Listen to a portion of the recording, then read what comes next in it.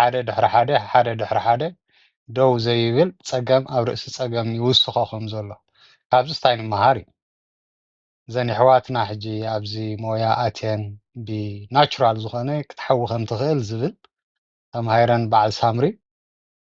ሰብ ክሕግዛ ፍቃደኛታት እኒዋለ ዝናህና ሕብረተሰብ ግን ንናቱ ንዘዋፆ ዘይሕግዝ ምዃኑ ንዘዋፆስ ይሮ ንዘድሕኖ ዘይሕግዝ እንታይ ደኣ ገበር ኢሎምኒ ኣቋራጭ ተቋራጭ ከዓ ኣብ መወዳእቱ ናብ ባይፓስ ሕጂ ንጨጎሩ እሲ ባይፓስ ገይሮም እቲ ካብ ጨጎራ ብስሩዕ ክኸይድ ዝግብኦ ናብ መዓንጣ ብቱቦ ገይሮም ክሕልፍዎ ማለት እዩ ንሱ መፍትሒ ይኮነን ካልኣይ ፀገም ከዓ ክመፅእ እዩ እዚ ከምዚ ናይ ጨጎራ ነገራት እንድሕር መፅኡ ድሓር ናብ ካልእ ፀገማት እውን ክኸይድ ይኽእል እዩ ናይ ጨጎራ ፀገም ከዓ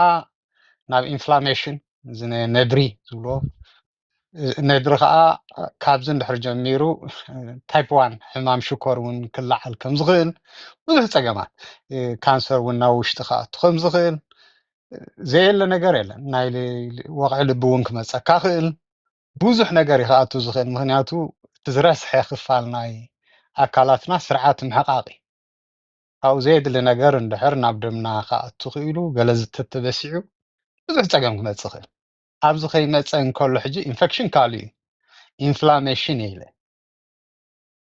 ኢንፍላሜሽን ግን ነድሪ እዩ ኢንፌክሽን ብካላንዲ ባልዕ ወይ ገለመለ ኣትዮም እንድሕር ደኣኒ ኣታክ ዝገብሩካ ዘጥቅዑካ እንድሕር ኣልዮም እዩ ስለዚ እዝታት ከይመፀና እንከሎ እቲ ዝተምህሮ ኣብዚ ዝመሓላለፍ ልቢ ኢልኩም ተጠቐሙሉ እዚ ናይ ዝሓውና ከዓ ኣነ ዝሓዊ ዝመስለኒ ንባዕለይ ዝሓዊ ይመስለኒ ክሓዊ ዝኽእል እታ ዝበለኩም እንተሪኢኹማ እንታይ እየ ክገብር ኢሉስ ጥራሕ ጠቢሖም እዮም ዝሰድዎ ዘለዉ ጥራሕ ጠቢሖም እዮም ዝሰድዎ ዘለዉ እታ ናቱ መርዛም ነገር ከዓ እታ ዝበላ ከዓ ኣነ ብዓቕመይስ መግቢ ካታተልየ ዝብል ወል እንታይ ምክትታል መግቢ ማለት እንታይ ኢኻ ትከታተል ንዝብል ሕጂ መልሲ ይብሉን ግን እቲ ናህና ሰብ እንታይ ይብል ኣነ ብዓቕመይ ዝከታተል ትፍትሾ ኩሉ ጌጋ ኮይኑ ይፀንሐካ ክፉት ብዝኾነ ልቢ እንታይ ክገብር ኢልካ ናይ ኩሉ ናይ 3-4 መንገድታት ፈቲሽካ ተዝሓሸ መሪፅካ ትፍትን እሞ እንድሕር ውፅኢታዊ ዘይኮነ ካልእ ነገር ከዓ ካልእ ኣማራፂ ከዓ ክትወስድ ትኽእል እዛ ዕፁት ዝኾነት ኣነ ፅቡቅ እየ ዝገብር ዝበሃል ነገር ግን ብዓቕመይ እዚአ ዝገብር ብዓቕምካ ተትገብር እሞ ለውጢ ምመፀ ነይሩ ፀገም እኒሄ ኣለኮ ኣብ ጨጎራ ዝጅመር ኩሉ ግዜ ጉዳይ ወይ ናይ ባልዕ ወይ ናይ ኣመጋግባኻ እዩ መይ ድሓን ኣብዚኣ ደው ከብለካ ከመይ ይመስለካ እቲ ብዓቕመይ ዝብለካ ዘለኹ ሲ ኣነ ተረዲኒ ኣራሽ ፅቡቅ ኣረ ቀፅል ድሓን ጎበዛይ እስከ ድሓን የተንፍሳ ከይረሳዕ ከሎ እስከ እንታይ ማለትካ ትኸውን ብዛዕባ እቲ ናይ ኣመጋግባ ሲ ምናባሽ ከምዚ ዕፁ ገይረ ዘይኮንኩ ሲ ወይ ከምዚ ኣፍሉጥ ሃሊኒ ዘይኮንኩ ኣነ ሕጂ ነዚ ምስ ተኸታተልኩ እንደ ዝዛረብ ዘለኹ ብሓፈሻ ግን ከምዚ እኹል ኣፍሉጥ ሃሊኒ በቲ ዶክተር ዝሃበኒ ሓበሬታ ከምዝን ክትምገብ ኣለካ ከምዝን ክትምገብ ኣለካ ዘድልየካ መግብኻ ኣይትውሰዶ ስለ ዝብለኒ ብከምኡ እየ ዝኸይድ እየ ዝብለካ ዘለኹ ሓደ ግዜ ሲ ወላ ብኣተሓሳስባናስ እንታይ ኣሎ ከምዚ ሰሲዕካ ትበልዕ መግቢ ዘይሰማማዓካ ከሎስ ትበልዕ መግቢ ከምኡ ይኮንኩ ንኽብል ስለ ዝደለኹ እየ ኣባላይሲ ይሕመቕ ይፀብቕ በቲ ዶክተር ዝህበኒ ሓበሬታ እዚያን እየን ዝጠቕማ እንተኢሉንሲ ብኡ እየ ዝኸይድ ንኽብል ስለዘለኹ እየ እምበር ከምዚ ኣፍሉጥ ሃሊኒ ወይ ጥዑት ኣመጋግባ ምገብ ነይረ ንኽብለካ ኢለይኮኩን ተረዲእኻኒ ተረዲእካ ዋላ ሓንቲ ሓዳሽ ነገር ኣይነገርካንን እዚ ኢኻ ንየለኮ ተመክሮ ብዙሕ ግዜ ከምዚ ዝኣመሰለ ሓሳባት ንረክብ ኣለና እንዲና ሕጂ ትፍትሾ እሞ ከምኡ ይፀንሕ እቲ ናይ ዶክተር ሕክመካ ዘሎ እቲ ኮንቨንሽናል ሜዲሲን ዝህብዎ ንባዕሎም ኣይተምሃርዎን እዩ እቲ እሶም ዝህቡኻስ ለውጢ ምምፃልካን እኮ ንዑ ኢኻ ከዓ ትኽተል ዘለካ ሕጂ ንሱ ከዓ ከም ውዱእ ነገር ኤኒወይ እንታይ ክሕፅራ ንዓኻ ክንብለካ ኢለ ኣይኮንኩን ኣብዚ ክንዛረብ ከለናስ ብዛዕባኻ ዘይኮነስ ብዛዕባ ብዙሕ ሰብ ስለ ዝኸውን ሓደ ሰብ ይሓትት እሞ ናይ ዝብዚ ዘሎ 200 300 ተመሳሳሊ ኣስተምህሮ እዩ ዝኸውን ሕጂ ንኹሉ ኢኻ ትምልሰሉ ካልእ ሰብ ከዓ ከምዚ ናትካ ዝኣመሰለ ኩነታት ከይድገም ምእንቲ ካባኻስ ክመሃር ምእንቲ ሰብ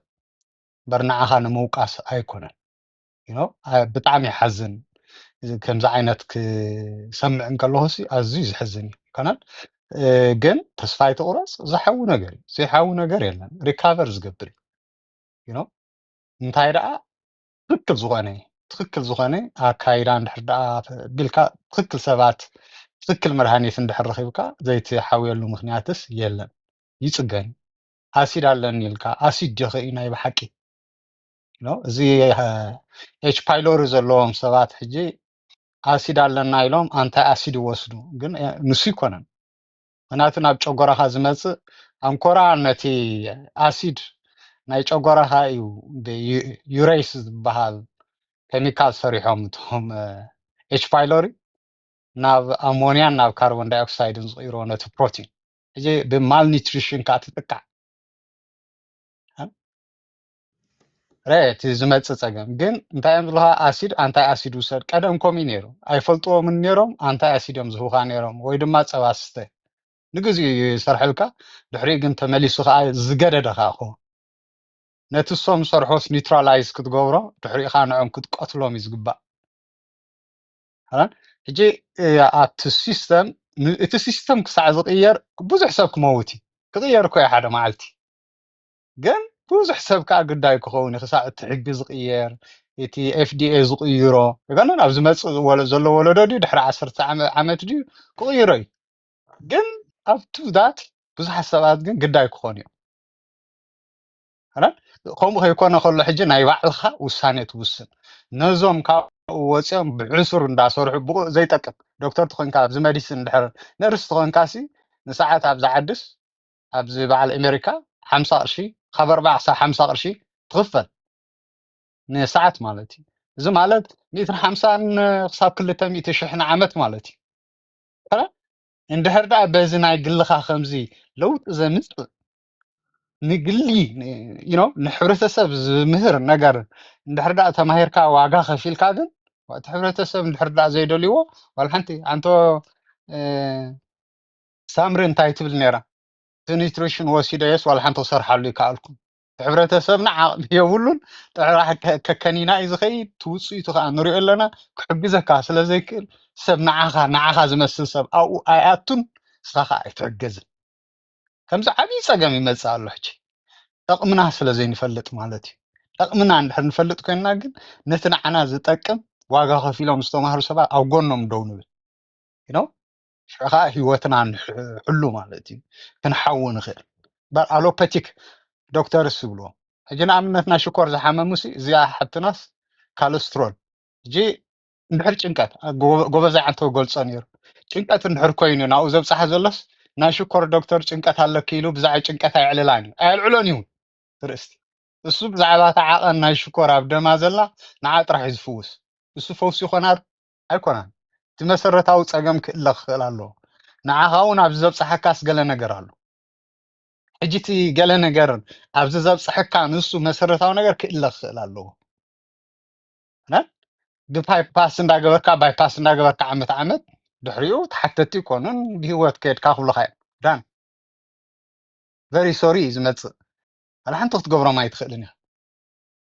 ኣብኡ ከይበፅሓኻ ግን ዝከኣለካ ጌርካ ዋጋ ከፊልካ ብናቹራል ነገር ትመልሶ ትኽእል ኢኻ ኣነ ንዓኻ ጥራሕ ኣይኮንኩን ዝዛረብ ዘለኹ ንብዙሓት እዩ ሕጂ እዚ ዘጋጥመና ዘሎ ኣነ ንባዕለይሲ ሕማም ሽኮር ኣለካ ዋ ካበይ መፅኡ ኣይዶኖው እያ ዝመፀት ኣይኮነ ማለት ናይ ስድራኻ ኸውን ናይ ከምዝኸውን ከምዘይኮነ ግን ዋላ ኣንቲ ተቐበልክዎም ፈትሸ ግን ገለ የብለይ እዚ ኣስፊረልኩም ዘለኹ ከዓ ዝሕዝን እዩ ኣይጥቀሙሉን ዘሎ ሰባት ኣብዚ 200 ምሻ ኣለኹም ተጠቐሙሉ ባዕልኹም ነብስኹም መሃሩ ስኢኻ ክትገብር ትኽእል ኣብ ከምዚ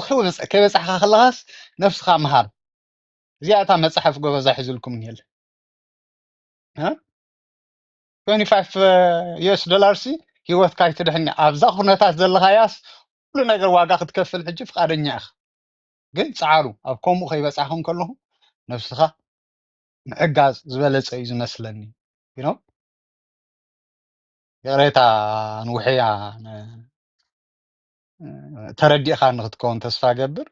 ድሓር ንበዓል ሳምሪ ክትረኽቦም ከለኹም ከዓ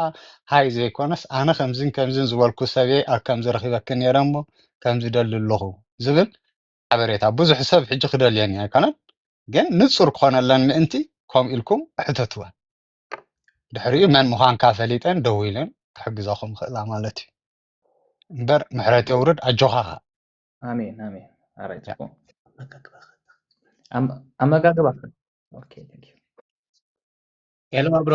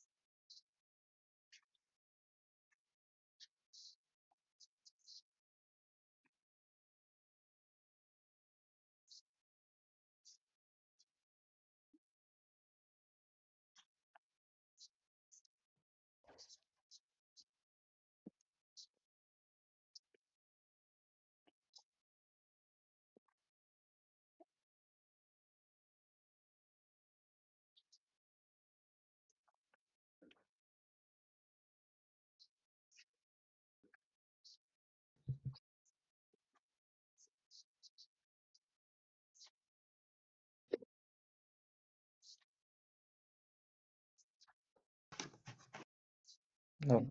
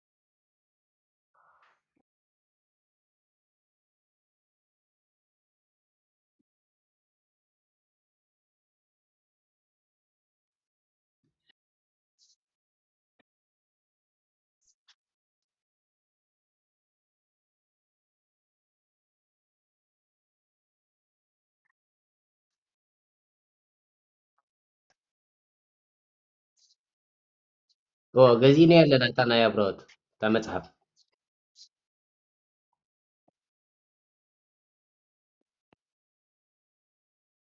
ኦኬ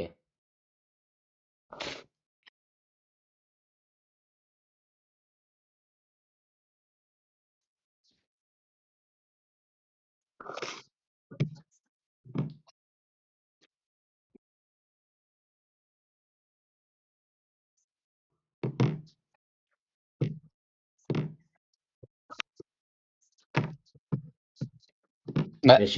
መፅሓፍ ኢሎም ይሓትንሎ መስለኒ ጎበዛይ